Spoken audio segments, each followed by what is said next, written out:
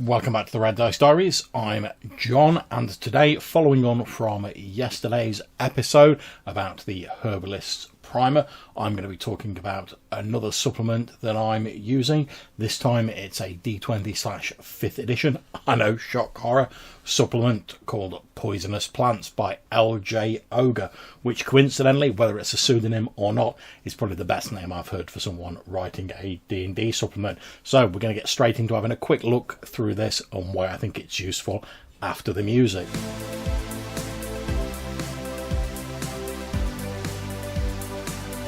Okay, so this is a 5e compatible project that I backed on Kickstarter a while back now. And as we can see from the table of contents, in a similar manner to the Herbalist's Primer, it's got a section on how you might encounter plants that you can use as an equipment, ingesting poisonous plants, lesser plant poisons, magical uses, medication and symptoms, and then obviously the mainstay is a list of plants, with stats and uses that you can get to them, etc. The author describes it in the introduction as a collection of poisonous rules for the 5th edition of the world's most popular role-playing game. It covers 67 deadly plants and rules for using them to craft alchemical substances, herbal concoctions, and spell enhancements. Each plant is presented with a stat block summarising the plant's type, size, frequency, challenge, and other important information. So obviously a 5th edition stat block is what we're going for here. Now, you might be saying, well, John, why would you be using this and finding this useful as a reference? Because after all, you're not exactly the world's biggest fan of 5th edition. And obviously I'm no edition wars like Maestro or anything like that. Granted, I prefer the older editions of D&D. It meshes better with my particular style of jamming and my preferences as a player.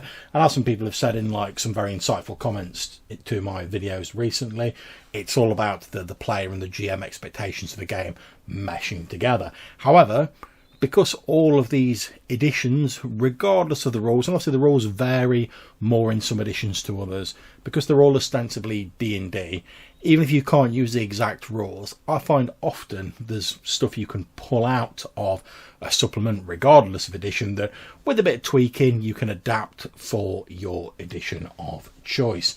So first of all, we get a section on challenges. That's obviously the D&D 5th edition challenge rating system.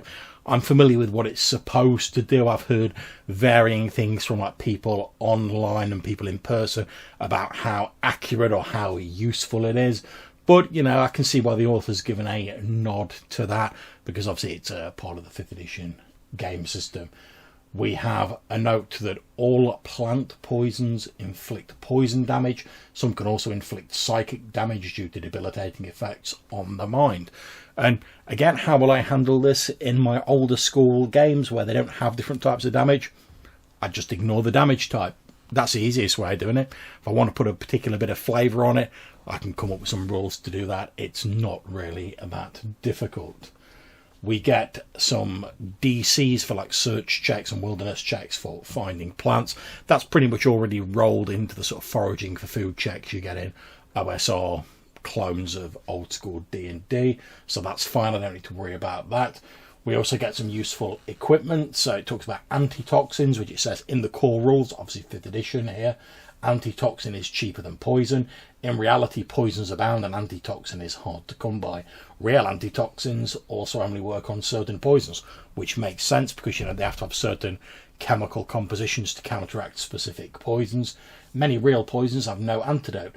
Therefore, in this, they advise GMs to increase the cost of antitoxin to 200 gold pieces or more per vial. And they might also rule that it's completely ineffective against plants that contain multiple poison types, which I think is an interesting bit of advice there. You're trying to make the cures a little bit more scarce to make these poison plants more of a threat. It also talks about alchemy kits, herbalism kits, and cook's utensils. And we get some lovely artwork on this double page spread. Again, very reminiscent of the old botany books.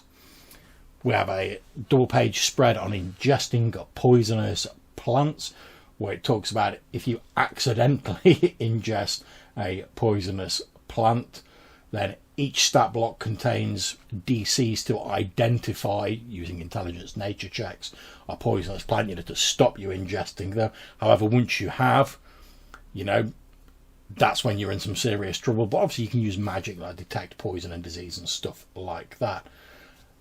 It also says there are 4 circumstances where a character may purposely consume a poisonous plant: for intoxication purposes, as part of some sort of trial by ordeal, as part of a medication, or, well, a murderer using plants deliberately to poison somebody. Also, it says 4, but then there seems to be like 5 eggs. It suggests that you might also use them as part of like coming of age rituals and stuff like that in tribal societies. So it seems like there's a bit of confusion about the numbering there. But you know what? I'll take an extra bullet point and some extra ideas any day of the week. That's fine by me. We have a paragraph on lesser plant poisons where it says many edible plants are also poisonous. They might only be poisonous in certain parts of the plant, so like rhubarb leaves or like apple seeds, for instance, or they might be toxic until they've been processed for consumption. Talks a little bit about how if you've got various sort of, if you're a cook, you can make like intelligence nature checks and stuff like that to prepare them. Creatures that consume improperly prepared edible but toxic plants have to make a constitution saving throw, otherwise they take a small amount of poison damage, half on a successful save. If it's failed by 5 or more, they take another 3 points of damage and they become poisoned. So that's obviously one of the conditions they use in 5th edition. But again, I'm sure I could dig something up to work for that for older school versions of D&D. We have a section on mass poisoning, where it talks about how in like history armies have been poisoned, crops have been contaminated, pastures have been contaminated, there's been famine, food preparation has resulted in like a whole party, like a dinner party, being poisoned. And it just chats a little bit about the various ways in which that might happen in your campaign. We next go on to a double-page spread that describes a few guidelines about the interaction between magic and poisons. And we get a list of spells and how they might be useful for determining whether a plant is toxic or not. We get a description of how the sort of poisons are going to be written up in this book as well. Poison descriptions include 2 attributes that are primarily for role-playing rather than game mechanics. So this is a bit I'm bound to be interested in. Medication. Herbalists can craft simple medications from many plants. These medicines can cure minor aches and pains that do not have associated game, like joint pains, rheumatism, that sort of thing. Symptoms. All poisons inflict symptoms such as vomiting, convulsions, or abdominal pain. So that's not the actual like damage that it does, but it's like the physical sort of role-played effects it can have. Ingested poisons have varying onset times listed in the stats blog, and a few of these plants can be used to create anti-parasitic medications. And they say that they're going to do rules for parasitic infections in a future release, so I'm going to keep an eye out for that. That sounds pretty interesting, albeit unpleasant to the unfortunate victim. We're told there are 4 types of poisons in the plant kingdom: ingested, inhaled, touch, and injury. So ingested, nearly all plants are effective when ingested. Inhaled, so toxic that breathing in that pollen or fragrance is dangerous. Touch, simply touching the plant can be dangerous. And injury, which is when you can use them to poison weapons and blades and stuff like that. And there's a little bit of a write-up specifically about weapon poisons. We get told that poisons are defined with the following terms: terrain, where the plant can be found; frequency, how often you're going to find it; the identification difficulty class for if you want to make intelligence nature rolls; the type of poison, ingestion, inhaled, etc.; the ingestion onset, the interval between ingesting a poison and when it starts to take effect; whether protection from poison spells neutralize it or only give you advantage on the saving throw; and medication, where the character is proficient with herbalism and medicine, can automatically craft balms, tinctures and the like from it. Symptoms, the role-playing effect of the poison; traits, a summary of the plant's alternate uses; and challenge, which is obviously the challenge rating. And then we go on to a number of double-page spreads with, again, some beautiful artwork that actually each page has a write-up of one particular plant. And this generally consists of a couple of paragraphs covering the stuff that we've just related. So if we look at Algae here, we're told that it's an evergreen that grows up to 30 feet tall and produces fruit throughout the year. The ripened fruit is safe to eat, but the unripe fruit contains toxins. We're told that a creature that ingests unripe fruit must make a DC 16 con save, taking 6d6 poison damage on a failed save, or half if they succeed. If the saving throw fails by 5 or more, they take another 3d6 poison, and they fall unconscious for 1d6 hours. We're told that it has a number of industrial uses. The ackee wood is used in foundations, oars and casks, and a fragrant perfume can be made from its flowers.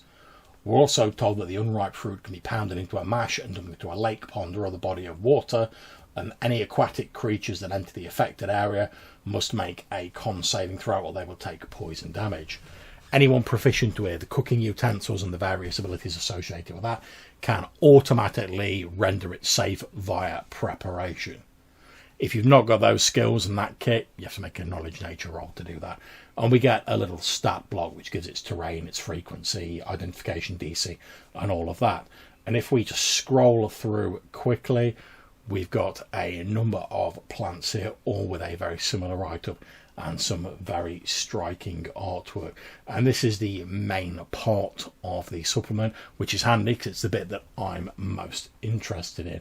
And as with the yesterday's episode that we did where I was talking about the Herbalist's Primer, I really love this stuff because it allows me to add just that note of extra sort of depth and an extra dimension to my description of plants in my sessions. Oh, we've got some toxic algae there and a picture of some sort of unfortunate adventurer struggling out of this filmy slime of green muck. That looks distinctly unpleasant.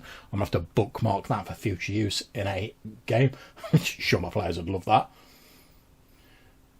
Then we continue scrolling through. We have an appendix which talks about the various conditions you can find yourself under as a result of these poisonous plants. And then we obviously have the obligatory open game license and the back cover where it describes itself as the A to Z guide to toxic plants. And there we go. That is the Poisonous Plants supplement by LJ Ogre. As I say, I backed this on Kickstarter. It didn't cost me a great deal, although I only got the PDF version because like shipping's fairly dank at the minute.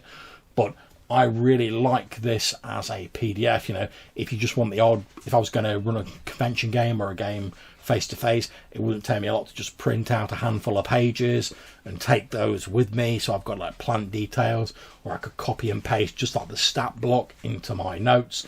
It's very clearly laid out using a nice template with some really nice artwork spread throughout. As I've said, the text's pretty clear to read, albeit a little bit small for my old eyes. It's a 2-column layout, A4 page size, and the headings are very descriptive, so it's not difficult to page through and quickly find what you want. My only slight gripe is there's no index at the end of it. I do like an index, but given that it's only 90 pages long and the table of contents pretty much says all that you need, I'm not too overly stressed about that.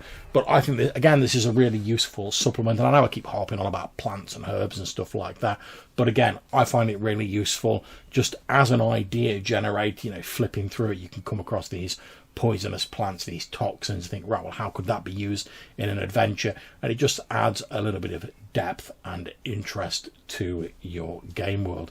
So if you're interested in this Poisonous Plants PDF, I'm not sure if it's available for general purchase yet. I'll have a look, and if I can find some links for it, I will put them in the description of this episode.